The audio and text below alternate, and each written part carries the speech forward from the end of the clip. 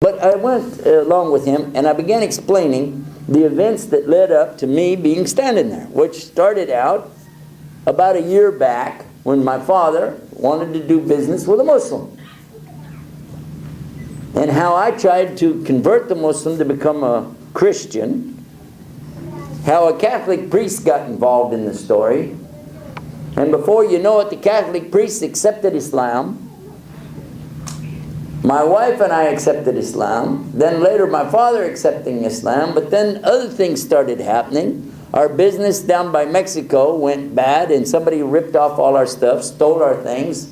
I had a brand new Suburban. It disappeared with the paperwork in it, and I couldn't trace it because I hadn't filed it yet. It was totally a strange thing. Many things I'm telling him this story as we're going along, telling him what happened. He's going, wow, wow, whoa, wow.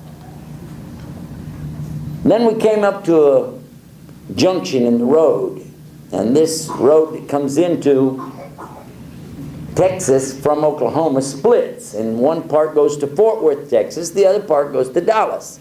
I need to go to Fort Worth, he needs to go to Dallas. There's a truck stop, I'll get out there. He said, do you mind? Really, he said, I just want to hear the end of this story. Do you mind if I just go ahead and take you to Fort Worth so I can hear the rest of it? Again, I have to check my schedule, but it turns out there's this opening and we can go. And I'm still thinking, what is this real? And as we're going along and I'm telling the rest of the story, and he's going, man. And all that because you came to Islam. I said, well, I don't know what else to say. He said, that is beautiful. I said, excuse me? What part of the story did I miss while I was telling it? He said, because, he said, you know what? He said, I'm a Reformed Church of Latter-day Saints Mormon. And he said, and really, I'm fed up with my religion. And what you told me about Islam, it sounds amazing. So all he really heard me talking about was the Tawheed, was the answers to the questions that Allah gives you. Is when you come to Islam, the answers are there. But the incidentals that take place in your life, well, those are things that happen in your life. So what? Well, the main thing is, you know there's Allah. And you know everything comes from Allah. It's all going back to Allah. And you've got the real hard evidence there really is God. And that's one of the beauties of Islam. Your heart is in peace because you know it's all from Allah.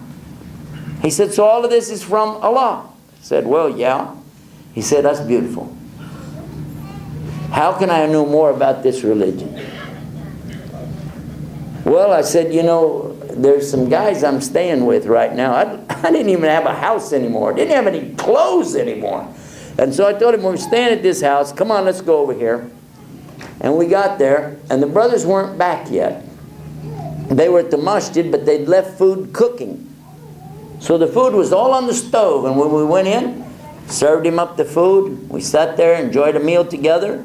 He said, well, I really have to go. Do you have any pamphlets or anything about this religion? I said, I don't really know what to tell you. But I saw some things laying there from WAMI. You heard of the Nadwat al-Alamin Shabab al-Islamiyya. Well, that's my first exposure to those kind of pamphlets. So I gave him some of those.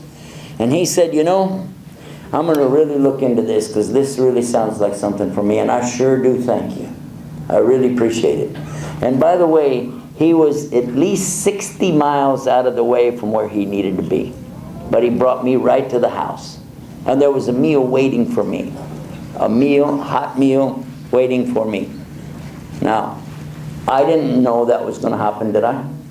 A few hours before, I was standing out in the snow and the ice.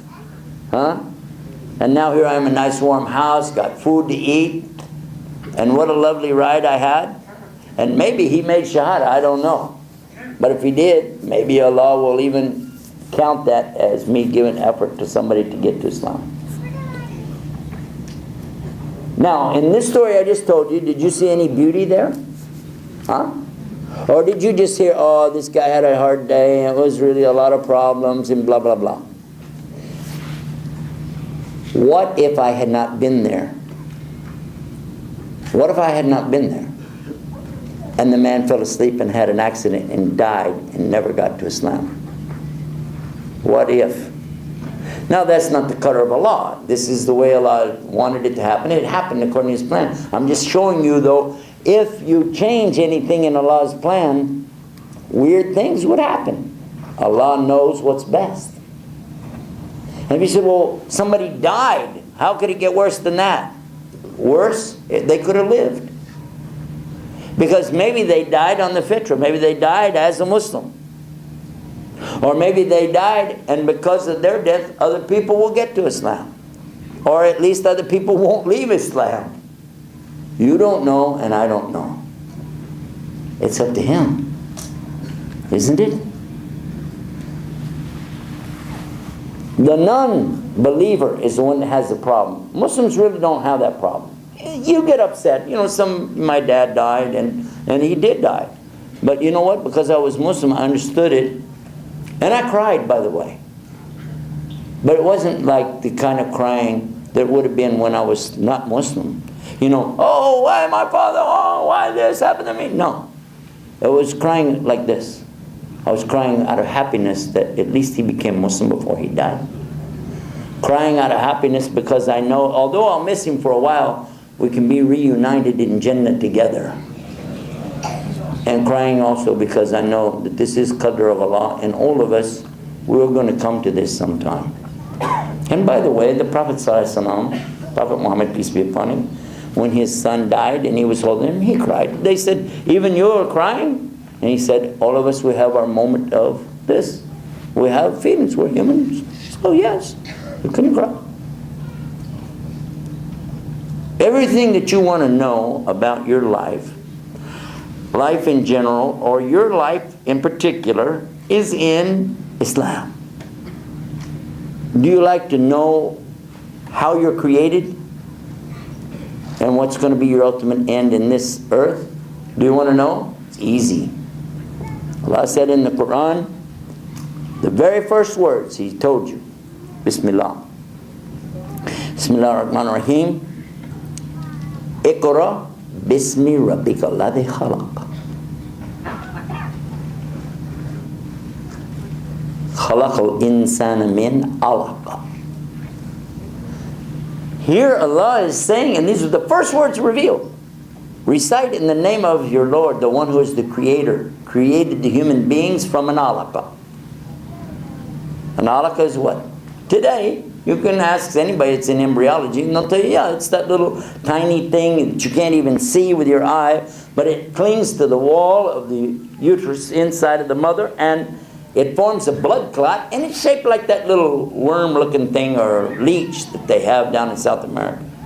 And by the way, all three of those things are alaq, alaq, alaq. And Allah described it before people had microscopes. Before people even knew that human beings didn't start out as little teeny people that just grew up big inside of their mother. And Allah described all the trimesters. Allah described all of the shape, being in shape and out of shape, like a chewed lump. All of the things that Allah speaks about of you being created are in the Quran. And then your final outcome, where you'll be. He tells you everything along the way, but the ultimate is kullu nafsin da'iqatul maut. Every soul will taste death. Yeah? Wow. What do you want to know? Do you want to know about the creation of Allah? And He tells you about the universe. Do you want to know about the earth? And He talks about the earth. And the sun and the moon, it's all there. Where? In the Quran, the speech of Allah subhanahu wa ta'ala. How much proof do you need? What does it take for you to catch it? He's given you everything. There's the owner's manual, not only for the human being, but the entire universe. What do you want to know? What you need to know? It's there. It's there.